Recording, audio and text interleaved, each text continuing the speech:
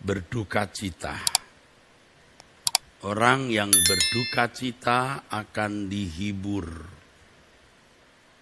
Kita harus melihat kalimat itu dari konteks Tuhan, dari konteks sudut pandang Tuhan. Tidak boleh kita isi dengan sudut pandang yang lain, saudaraku. Harus dari sudut pandang Tuhan. Penyimpangan pemberitaan suara kebenaran, maksud saya penyimpangan pemberitaan firman, itu disebabkan karena sering keluar dari konteks. Orang memberi isi, memaknai dengan isi dan makna yang berbeda, yang bertentangan dengan maksud ayat kalimat yang diucapkan oleh Tuhan. Saya ambil contoh misalnya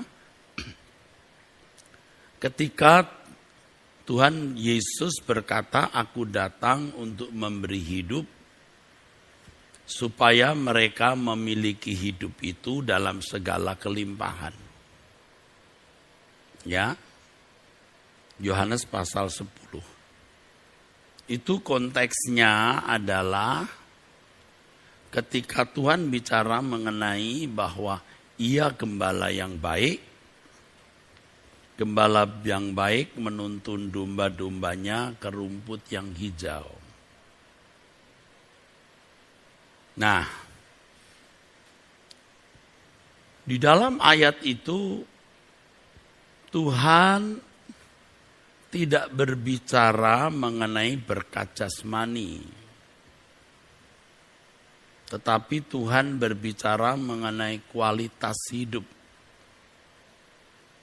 Kalau domba yang baik itu bisa mendengar suara gembala. Ini keunikan domba.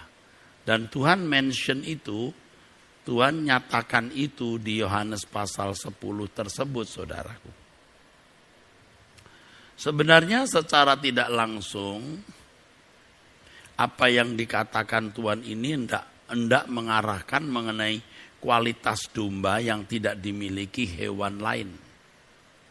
Dan sekaligus kualitas dari gembala yang baik yang dikenal domba-dombanya.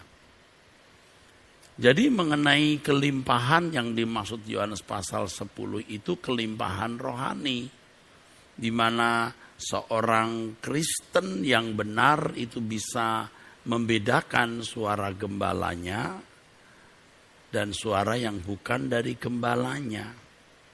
Dan orang percaya atau orang Kristen yang bisa mengenali suara gembalanya, itu orang-orang Kristen yang bisa sepikiran dan seperasaan dengan gembalanya.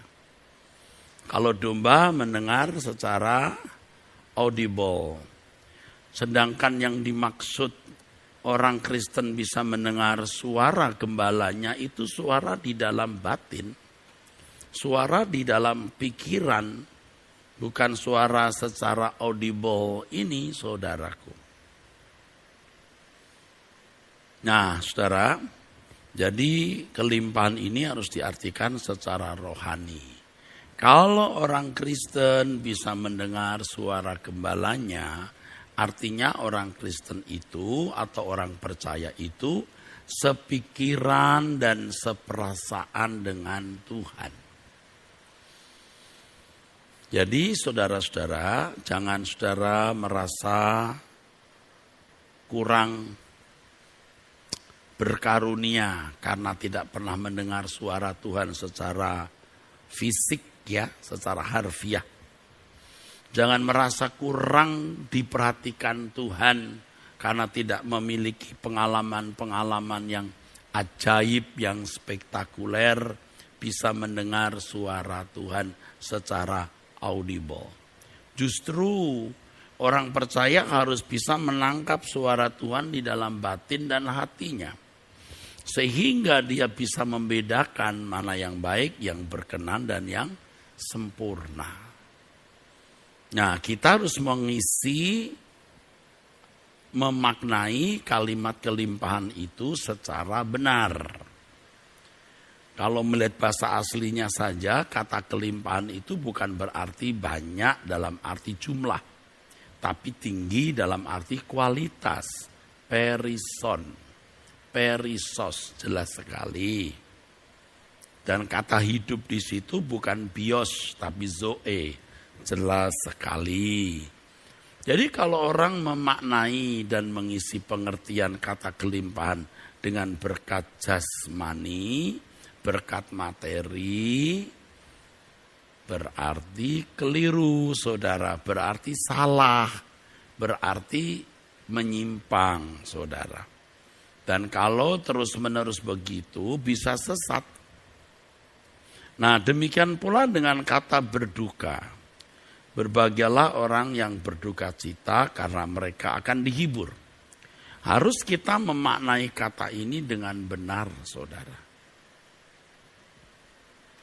Manusia pada umumnya merasa berduka karena ada sesuatu yang kurang lengkap dalam hidupnya. Kurang lengkap itu bisa berhubung dengan kebutuhan-kebutuhan yang tidak terpenuhi. Kurang lengkap itu bisa berhubung dengan masalah-masalah yang menekan, menindis hidupnya sehingga ia merasa terpenjara oleh suatu masalah. Kurang lengkap itu juga bisa berarti suatu keadaan yang ia merasa tidak nyaman. Nah, biasanya duka cita yang dimiliki orang pada umumnya itu karena masalah-masalah pemenuhan kebutuhan jasmani itu. Baik makan minum, kesehatan, dan lain-lain, saudaraku.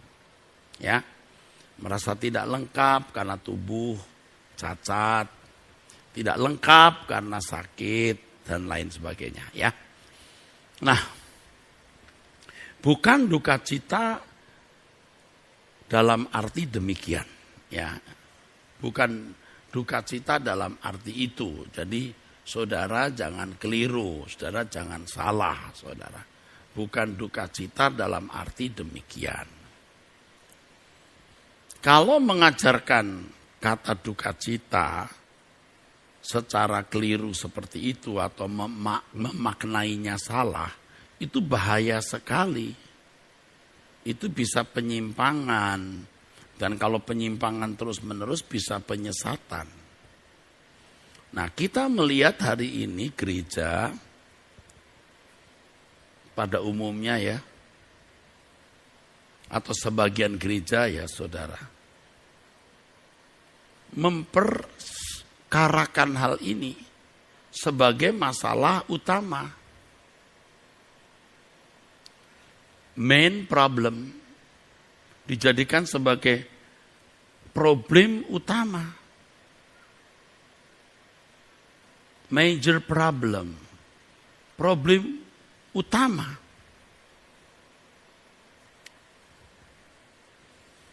Maka kita sering mendengar ya promosi dari mimbar-mimbar gereja, janji-janji dalam bentuk doa dan harapan jemaat dibebaskan dari masalah. Ya. Yang sakit disembuhkan, yang lemah dikuatkan, ya. Yang miskin diperkaya, yang punya problem dibebaskan dari problem.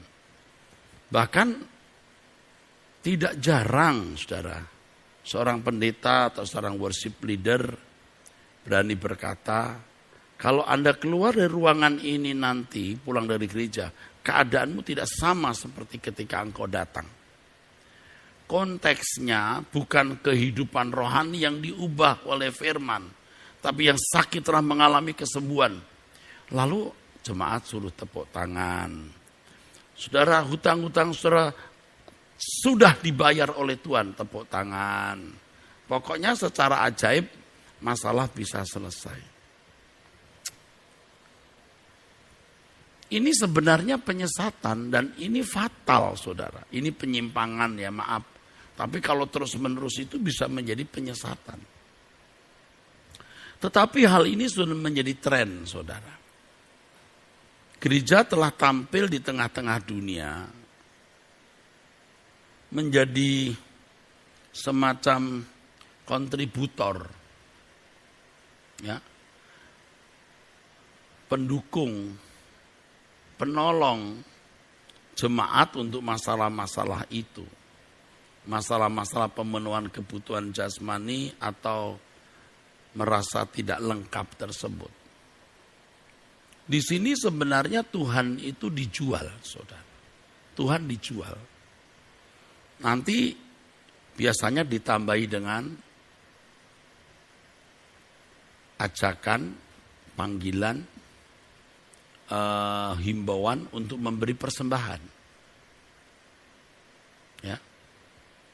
Persembahan, perpuluhan, buah sulung, dan lain-lain. Sampai-sampai saudara pasti pernah mendengar, atau kalau belum pernah mendengar saya beritahu, gereja-gereja seperti ini konselernya waktu dia mengkonseling jemaat yang mengalami persoalan, pertanyaan sang konselor kepada konsili yang dikonseling, konseli namanya, Anda beri perpuluhan enggak? Itu bukan rahasia umum. Anda memberi perpuluhan enggak?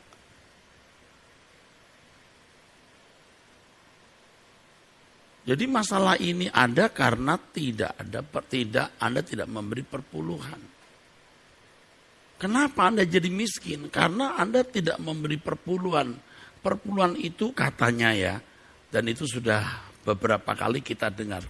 Perpuluhan itu portal. Jadi kalau Anda nggak memberi perpuluhan itu ditutup itu portalnya. Tidak memberi perpuluhan nanti belalang pelahap. Ini sebenarnya penipuan.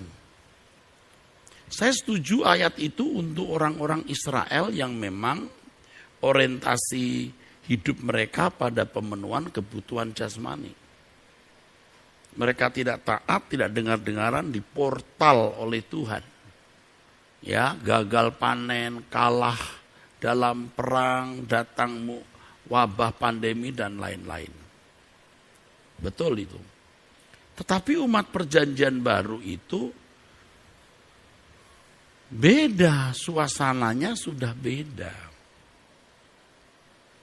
Fokus umat perjanjian baru itu adalah perkara-perkara rohani. Jadi Tuhan Yesus berkata, perkataanku ini roh dan kehidupan. Kerajaan Allah bukan soal makan dan minum, tetapi kebenaran, damai sejahtera, dan sukacita oleh Roh Kudus. Kalau kita memperhatikan apa yang diajarkan Tuhan Yesus, tidak ada duniawinya sama sekali, saudara. Fokusnya itu kerajaan surga. Kumpulkan harta di surga, bukan di bumi. Bukan di bumi. Jadi bukan masalah-masalah kebutuhan fisik. Ya. Jangan sampai duka cita yang mestinya tidak perlu menggores hati kita, membelenggu pikiran jiwa kita, merusak suasana rohani yang mestinya dibangun. Sehingga tidak memberi tempat duka cita menurut kehendak Allah. Karena duka citanya itu beda. Ini paralel, ini sama dengan kalau orang memiliki kesenangan dunia, ya, kalau orang memiliki kesenangan dunia, saudara, maka dia tidak memiliki, dia tidak memberi ruangan yang baik, yang cukup untuk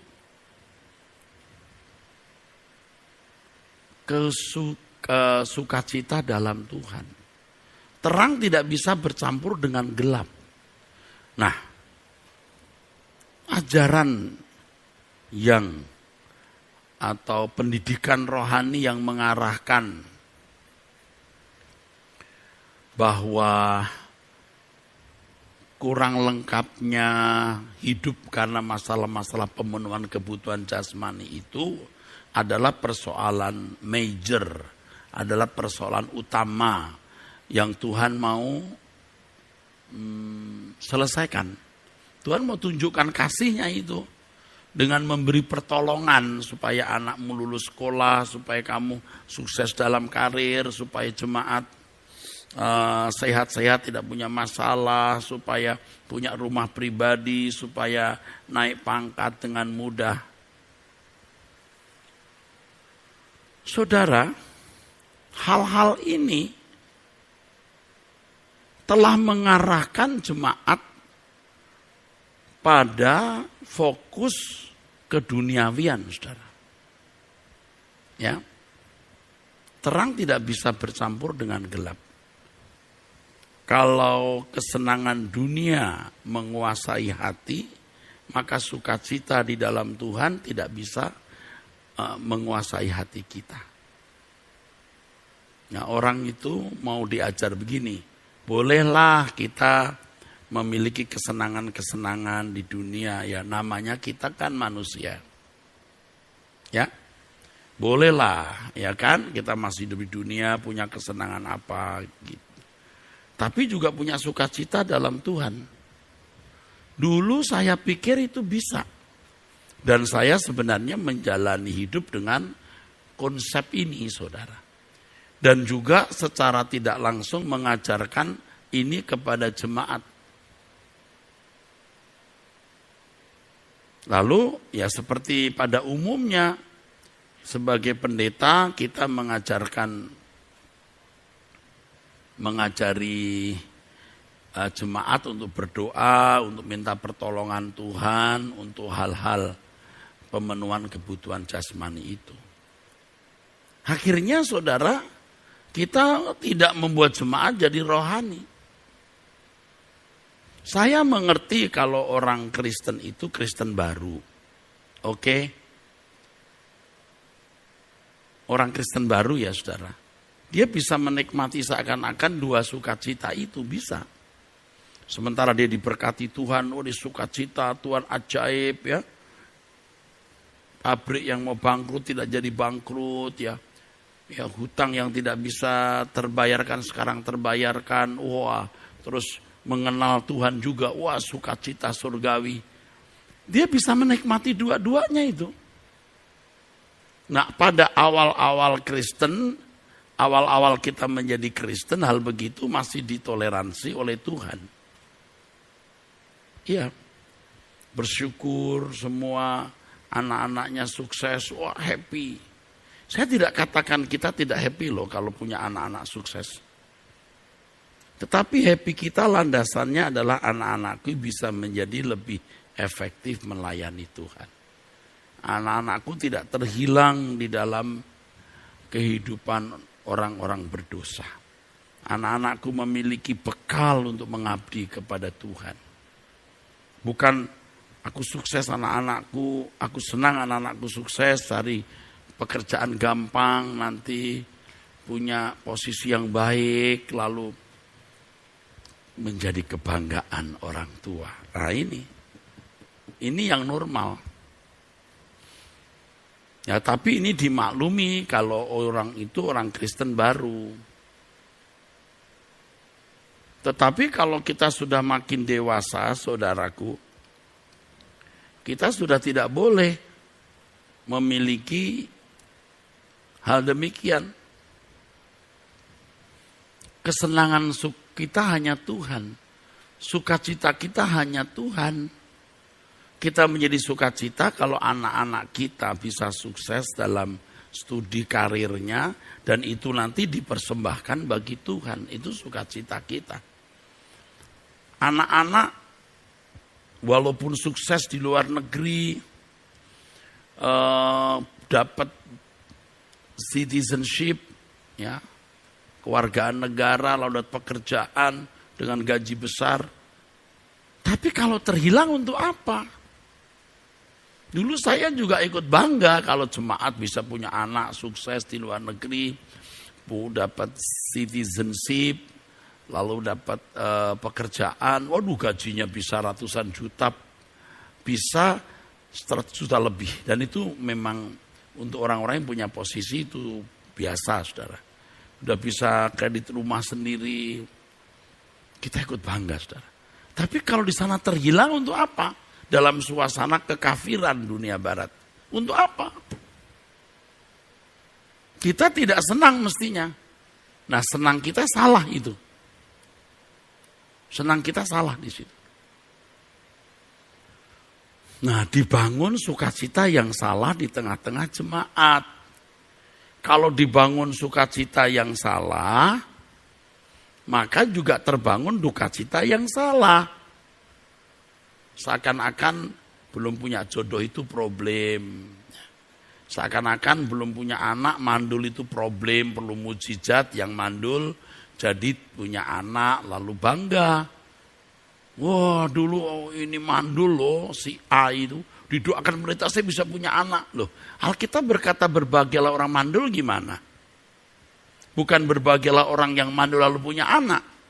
Oh, kok nggak baca Alkitab? Kok nggak ngerti? No, saya teruskan lagi ya.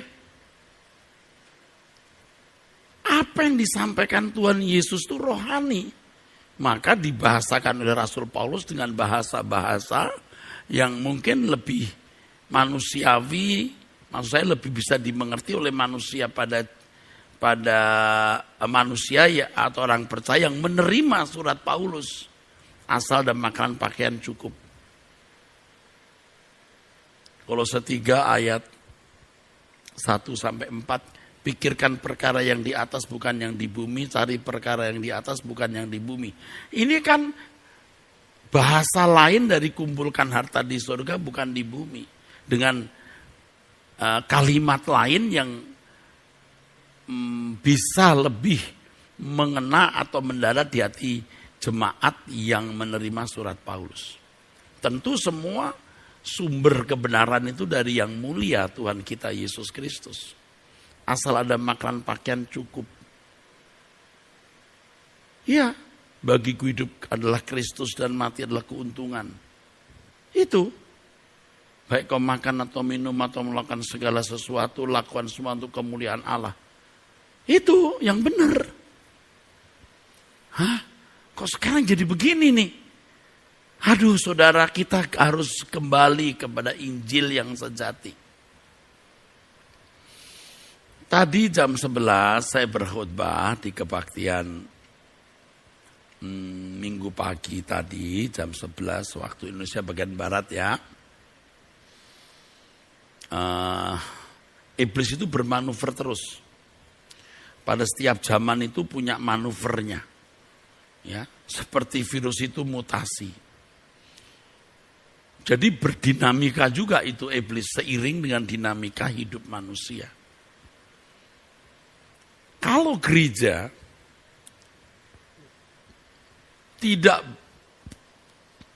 melihat kehidupan Yesus, gereja ketinggalan. Iblis makin cakap, gereja masih bodoh. Makanya gereja-gereja runtuh. Orang-orang Kristen jadi hidup wajar sama seperti anak dunia. Contohnya di Eropa. Lalu hanya satu vaksinnya, saya katakan. Apa? Serupa dengan Yesus. Dah, itu saja. Itu memang dari dulu begitu. Serupa dengan Yesus. Nanti akan saya jelaskan lagi ya. Minggu depan saya jelaskan lagi hal ini. Hanya satu vaksinnya serupa dengan Yesus. Jadi di sepanjang sejarah, ini kalau vaksin ini yang digunakan, iblis tidak bisa membunuh kita. Nah, serupa dengan Yesus apa? Serigala mempunyai liang, burung mempunyai sarang, anak manusia tidak memiliki tempat untuk meletakkan kepalanya. Melarat nggak itu? makananku, melakukan kehendak Bapa dan menyelesaikan pekerjaannya. Ada kesenangan gak itu? Ini Kristen yang benar. Ini Kristen yang benar. Ampun deh. Kristen yang benar ini malah sekarang dianggap ekstrim. Justru itu standar, itu yang normal.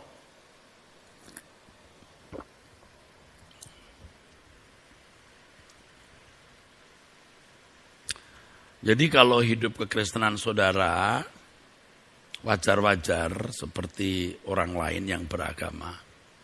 Anda sudah bukan Kristen sebenarnya. Anda cuma beragama Kristen, tapi bukan Kristen. Karena Kristen itu seperti Kristus, saudara. Ya. Dan kalau keadaan saudara begitu, Anda bisa tidak dikenal Tuhan. Tapi para teolog telah membuat formula-formula kalimat, doktrin, sistematika, dogmatika yang seakan-akan bisa memberikan solusi. Jadi dijawab dengan deskripsi itu, kalimat-kalimat teologi itu. Oh, pembenaran artinya begini, keselamatan itu begini. Nggak salah. Kalau itu benar-benar sesuai Alkitab loh ya. Tapi yang penting hidupmu seperti Yesus enggak? Saudara, saya setuju kita harus berteologi dengan benar. Tapi tolong deh kita jangan ngotot untuk hal yang tidak prinsip. Anda mau punya doktrin ikut siapa, terserah deh. Tapi satu saja yang tidak boleh tidak harus kita miliki. Serupa Yesus. Saya tidak membenarkan unitarianisme atau trinitarianisme ya saudara. Saya tidak mau ribut di sini. Tapi Anda mau unitas atau trinitas? Saya tentu punya prinsip sendiri. Saya bukan ikut-ikutan siapa-siapa. Tapi yang penting kamu serupa dengan Yesus ya. Itu ibu-ibu, mbok-mbok yang di ujung gunung sana yang ke gereja dan memiliki perilaku agung, tidak ngerti itu unitas trinitas. Tidak ngerti apa itu yang namanya sanctification, justification, ordo salutis. Tidak ngerti itu. Tidak ngerti. Tetapi mereka belajar mengenakan kehidupan Yesus dalam hidup mereka.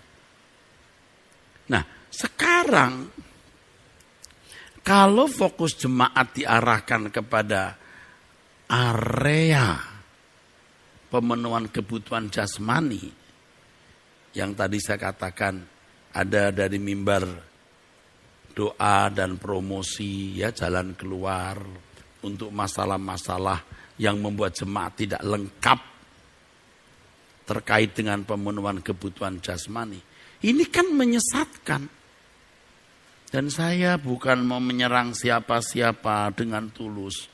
Teologi kemakmuran itu benar-benar merusak kekristenan yang sejati. Benar-benar merusak. Memang tidak membuat orang Kristen jadi jahat. Tapi meleset, saudaraku. Mestinya, saudara, seperti yang saya kemukakan di pertemuan terdahulu. Kita lihat standar itu. Seperti Yesus. Ya? Kalau kita melihat targetnya 100 meter, itu yang saya kemukakan minggu lalu. Kita baru sampai 20 meter. Kita duka cita, nggak lengkap. Mestinya 100 kok 20 loh. Nah kalau targetnya 10 meter, Anda mencapai 3 meter. Maaf, kalau Anda memandang targetnya itu hanya 10 meter, padahal mestinya 100 ya. Anda sudah mencapai 9, wah udah lengkap. Anda sesat di situ. Kalau Anda misalnya tahu, ya, Bogor dari Arta Gading ini, Mall Arta Gading ini, di mana saya menyampaikan firman ini, saudaraku, lantai 3 dan lantai 5. Jaraknya 60 km dari Mall Arta Gading, saudara. Kita baru sampai Cawang itu masih kita memiliki perasaan krisis. Waduh, kita baru 5 kilometer nih, masih 55 kilometer. Tapi kalau orang tidak mengerti, Bogor itu 60 kilometer. Dia pikir 20 kilometer. 20 kilometer itu bukan Bogor, Cibubur. Lalu sudah sampai Cawang, wah dikit lagi 15 kilometer. Bukan 60 kilometer. Masih 55 kilometer.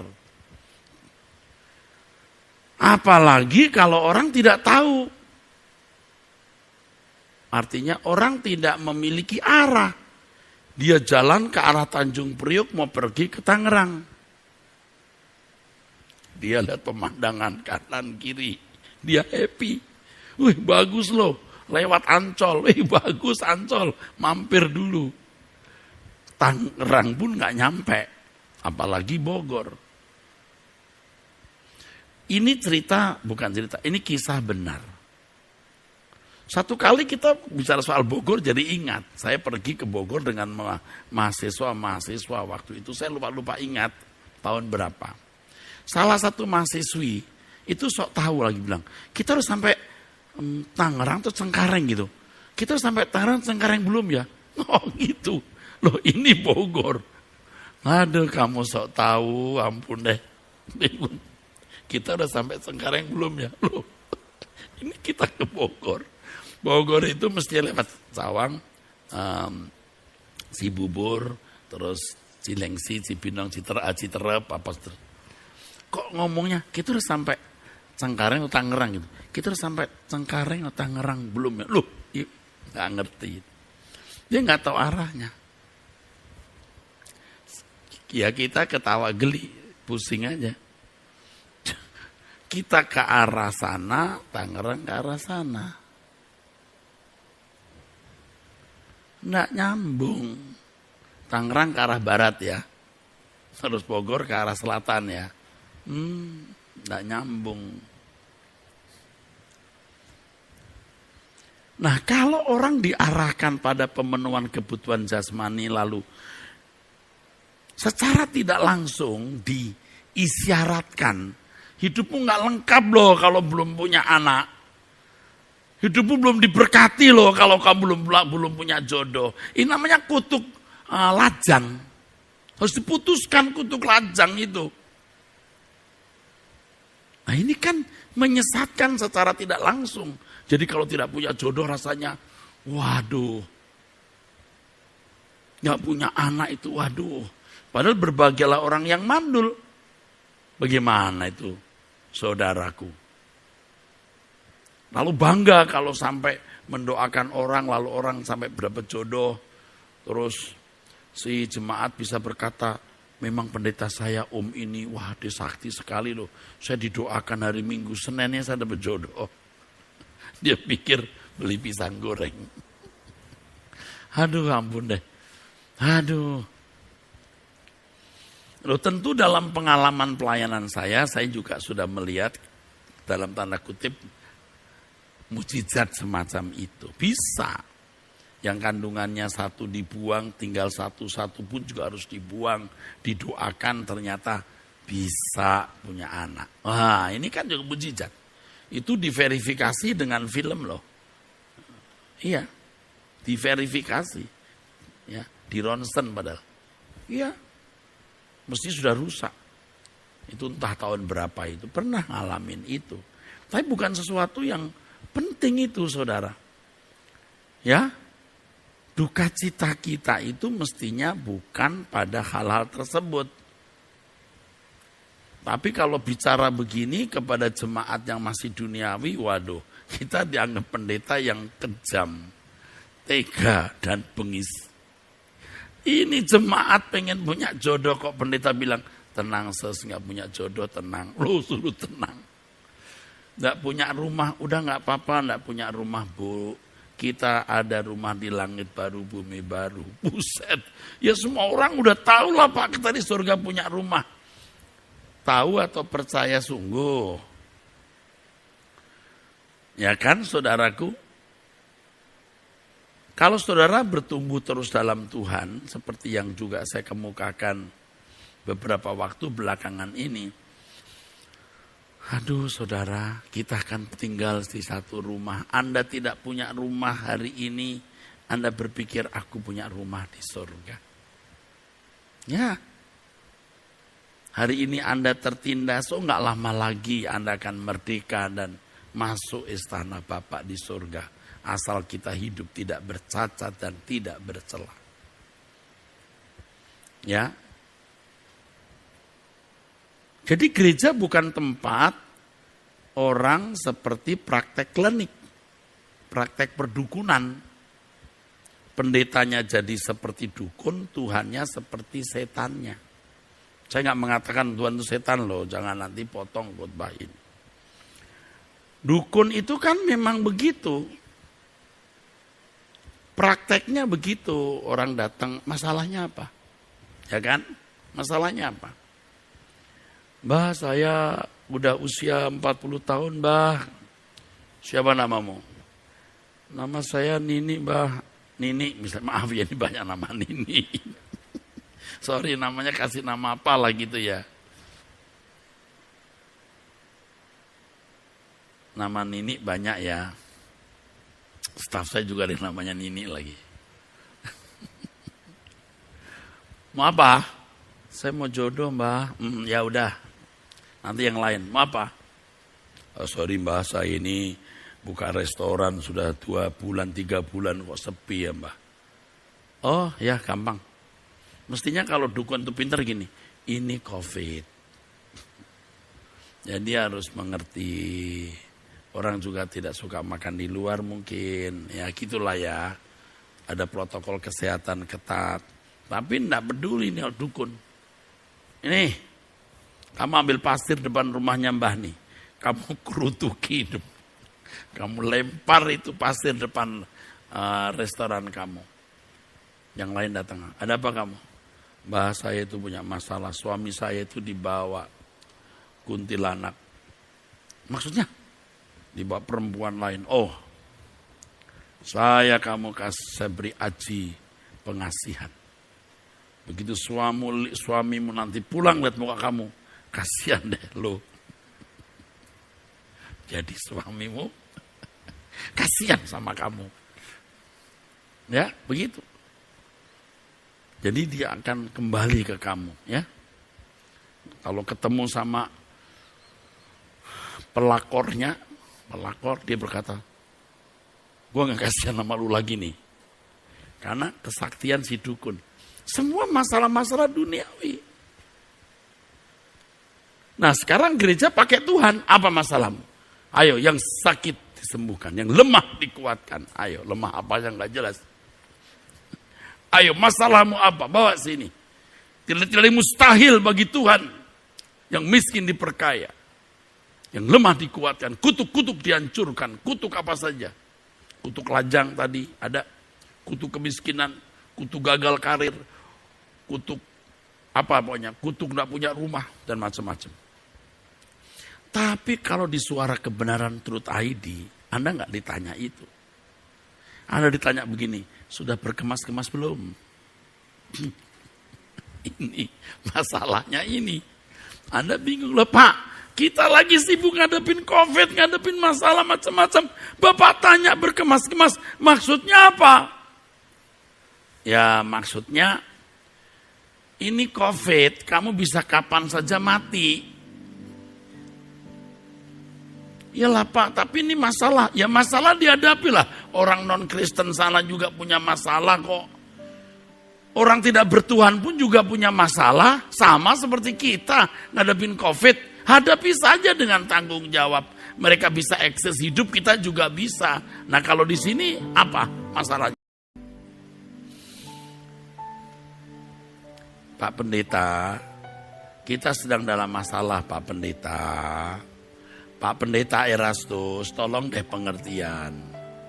Kita ini sedang dalam masalah. Saya jawab gini, Pak, Bu, saya juga tahu Bu, karena saya baca koran, saya lihat televisi, dan saya juga punya masalah Bu. Dengan adanya COVID kan nggak ada jemaat yang datang seorang pun, nggak boleh. Jadi sejak PSBB awal sampai hari ini itu tidak pernah ada kebaktian. Jadi kalau ada orang katanya namanya Nona memberitahu kepada wartawan gitu, katanya ada klaster COVID di sini. Ada jemaat yang bernama Nona. Kita enggak pernah ada kebaktian. Itu Nona apa? Nah, Nona atau Nona? Enggak pernah ada kebaktian kok. Dia tahu ada klaster itu dari siapa? Ada kan pernah gitu ya, namanya Nona. Yang katanya dia mengetahui ada klaster di sini. Enggak ada begitu. Nah, kita enggak pernah ada kebaktian. Ini masalah loh. Sekolah teologi, sekolah tinggi teologi ekumene juga tidak kuliah, semua online. Masalah, belum masalah yang lain. Ada masalah lain, Pak. Jemaat itu punya masalah banyak.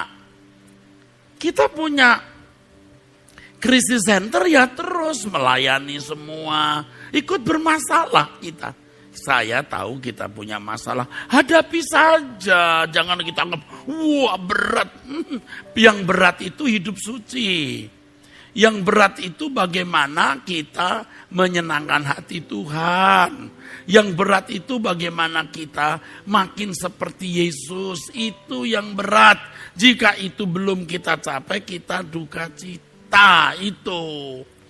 Masih kita temukan monster-monster di dalam diri kita. Ini yang menyusahkan kita, Tuhan. Kenapa aku belum menyukakan hatimu secara patut, Tuhan? Nah, yang begini baru dihibur. Nah, kalau gara-gara tidak punya jodoh lalu susah, mau dihibur. Hiburannya apa? Dapat jodoh. Itu nanti orientasinya dunia ini, bukan perkara-perkara yang di atas. Makanya ya saudara, ayat firman Tuhan yang mengatakan, datanglah kepadaku yang letih lesu dan beban berat, aku beri kelegaan. Kelegaan itu bukan masalah itu sendiri yang masalah fana, masalah umum yang mendapat jalan keluar. Bukan, kelegaan itu perhentian.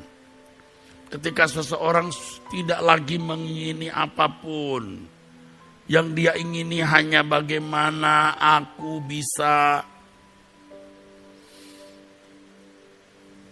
menyenangkan hati Tuhan. Aku tidak punya kesenanganku Tuhan dan kerajaannya. Saya bicara terus ini kepada saudara dan kepada diri saya sendiri. Ya terus saya akan bicara terus ini. Kesenangan kita hanya Tuhan dan kerajaannya saja, saudaraku. Kalau tidak begitu meleset kita, ada yang salah dalam hidup kita, saudaraku. Makanya saya ajak saudara mencari Tuhan.